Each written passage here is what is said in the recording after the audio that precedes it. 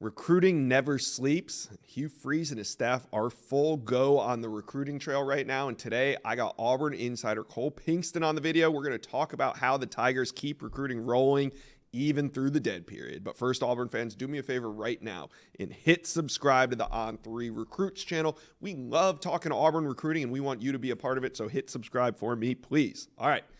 Let's bring on Cole Pinkston from Auburn Live, and we're going to talk about 4 recent Auburn predictions and where they're trending right now. But first, how is that Auburn QB board shaping up? Because the more I read about Julian Lewis, it kind of sounds like Auburn is right now on the outside looking in of his recruitment. So who would you consider maybe the top targets at the quarterback position for Auburn?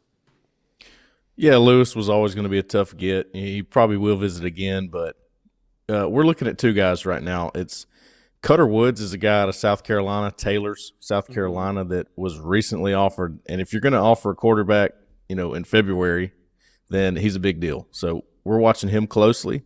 The other guy's from California, TJ Lateef, who has interest from Ole Miss, Texas A&M, lots of schools. Nebraska, I think, is a school that's really high on his list.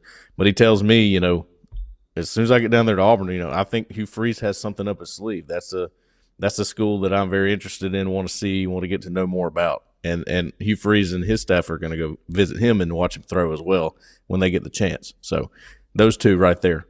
Okay, yeah.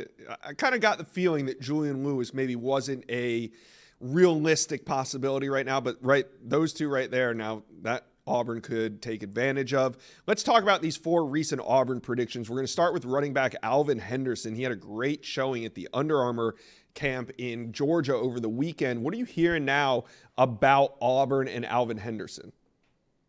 Yeah, that was one of those predictions that I put in because, and it was a while back, it just seemed like Auburn was the leader. It wasn't even close. He's from in-state. Cadillac Williams at the time was huge.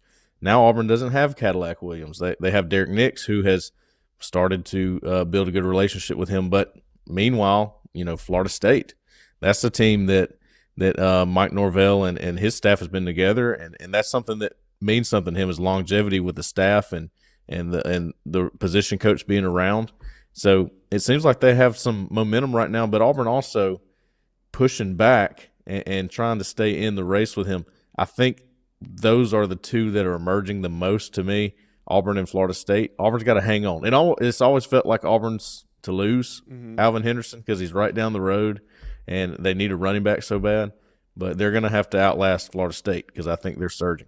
Yeah, I think March visits are going to be really important with this one to see when the recruiting calendar opens back up for the contact period and where Alvin Henderson makes his first visits. I think that could be very important coming out of the dead period. All right, let's talk about another one that had been trending to Auburn for a while. That's offensive tackle Micah Deos. When he decommitted from Georgia, I thought it was a shoo-in that he was going to land at Auburn. But now it sounds like there's some competition. You talked to him at Under Armour. What are you hearing on Micah Deos? Yeah, this time of year, trending is the right word to use because sometimes you're trending and it doesn't come to a commitment. It seemed like he was going to commit to Auburn. That was the thought. He had visited a couple times, then opened it up and told us, Auburn had a 75% chance to flip him from Georgia when he was still committed. It's just some eye-opening quotes, but lately it's LSU getting some buzz. Ohio State's getting some buzz. I think LSU, though, after a visit really stole some momentum there. And, again, Auburn's trying to keep a guy in state, just like with Alvin Henderson. They've got a fight on their hands, and if it's anything like it was a year ago, Auburn's not going to go away, and they're going to be in it. But, again, like you said, trending, I would say LSU might be the trending school here for now, with Auburn trying to stay in it. All right, I want to flip to the defensive side of the ball, talk a little linebacker. Eric Winters, he's a 4-star. Is he a top priority right now for Auburn at the linebacker position?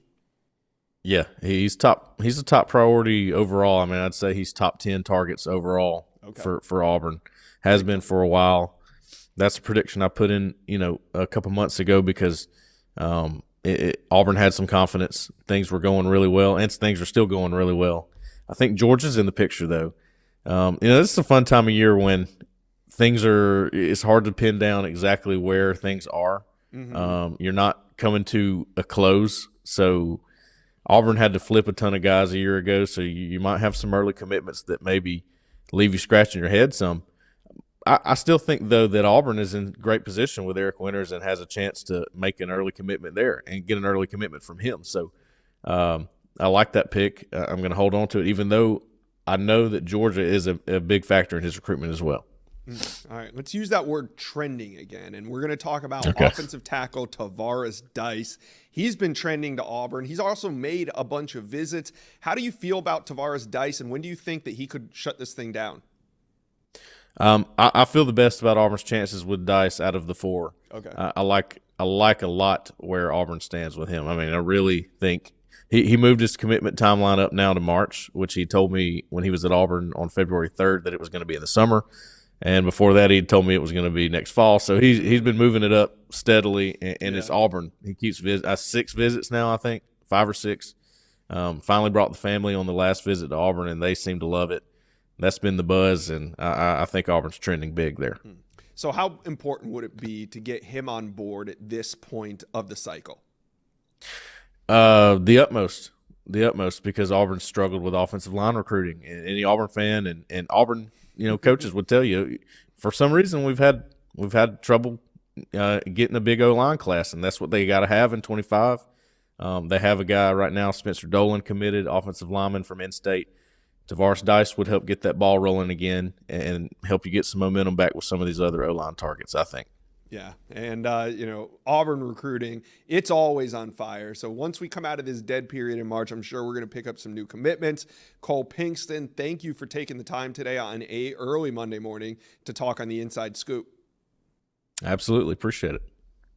Thank you for watching this video, and if you enjoyed that, go check out the hundreds of videos that we have on this channel, and also do me a favor, hit subscribe to the On3 Recruits channel.